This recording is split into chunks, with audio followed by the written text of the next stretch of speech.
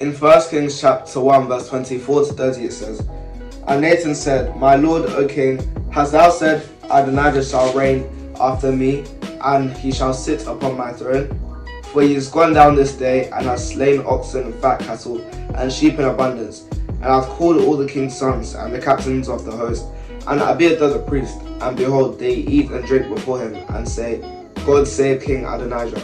But me, even thy servant, and Zadok the priest, and Benaiah the son of Jehoiada, and thy servant Solomon hath he not called.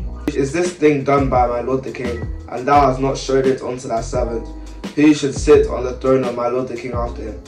Then King David answered and said, Call me Bathsheba. And she came into the king's presence, and stood before the king. And the king sware and said, As the Lord liveth, that I have redeemed my soul out of all distress, even as I swear unto thee by the Lord God of Israel, saying, Assuredly Solomon thy son shall reign after me, and he shall sit upon my throne in my stead. Even so will I certainly do this day.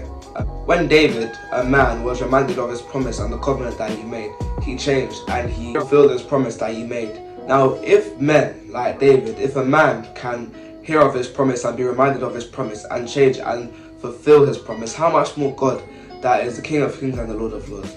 David was a man, he was reminded of his promise, and he fulfilled his promise. How much more God if you remind him of his word? Because when you remind God of his promise and of his word, then it brings forth the integrity of God, and God abideth faithful forever, and he cannot deny himself, and he cannot lie, because he's not a man that can lie. So when you bring forth the integrity of God by reminding him of his promise, then God will surely come through and fulfill his promise for you.